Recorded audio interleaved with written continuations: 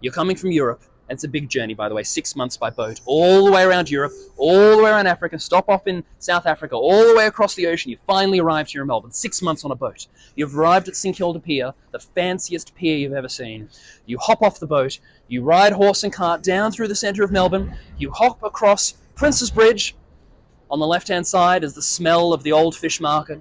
On the right-hand side is just dead bodies from the city morgue, and the centre is just open sewerage. They called us Marvellous Melbourne. Has anyone heard the phrase dead drunk? It's not a very common thing these days, but back in the 1800s, there were two places that you would store dead bodies. One is in an official government building, and the second one was, well, in a pub like this. Why? Because all the old-fashioned pubs had cold rooms downstairs to keep the alcohol. It's a good place to keep a dead body that will last a little bit longer than other places might.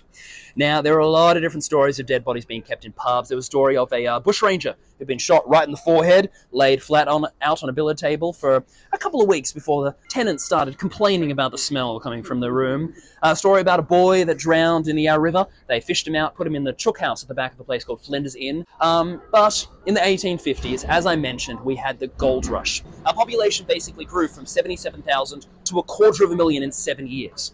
So that also meant the amount of dead people grew by a lot as well, and having dead people in pubs just became a little bit impractical.